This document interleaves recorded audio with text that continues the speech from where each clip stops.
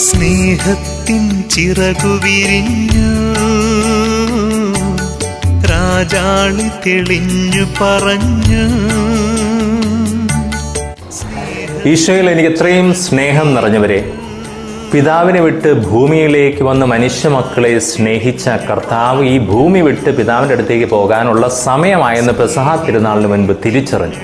അവിടുന്ന് താൻ വളരെയധികം സ്നേഹിച്ച തൻ്റെ പ്രിയപ്പെട്ട മക്കൾക്കൊരു സമ്മാനം നൽകാൻ ആഗ്രഹിച്ചു. ആ ആഗ്രഹം പിതാവിനോട് ഉണർത്തിച്ചു, ആലോചിച്ചു. പിതാവ് പറഞ്ഞു, മകനെ, നീ നിന്നെ തന്നെ അവർക്ക് സമ്മാനമായി കൊടുക്കുക.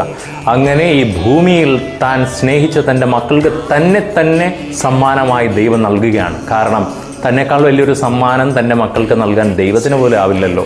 എൻ്റെ പ്രിയപ്പെട്ടവരെ, പെസഹ തിരുനാളിൻ്റെ ഏറ്റവും ഹൃദ്യമായ ആശംസകൾ നിങ്ങൾക്കെല്ലാവർക്കും സർവശക്തനായ മനുഷ്യപുത്രനായ യേശുക്രിസ്തുവിൻ്റെ അതുല്യമായ നാമത്തിൽ ഇപ്പോൾ നേർന്നുകൊള്ളുകയാണ്. പൗരോഹിത്യ സ്ഥാപനത്തിൻ്റെയും പരസ്നേഹ കൽപ്പനയുടെയും ദിവ്യകാരുണ്യ സ്ഥാപനത്തിൻ്റെയും പാദക്ഷാളനത്തിൻ്റെയൊക്കെ ഓർമ്മയുണർത്തുന്ന പെസഹയുടെ മംഗളങ്ങൾ ഏവർക്കും ഒരിക്കൽ കൂടി നേർന്നുകൊണ്ട് ഞാൻ എൻ്റെ വാക്കുകൾ നിർത്തുന്നു. ദൈവത്തിന് നന്ദി.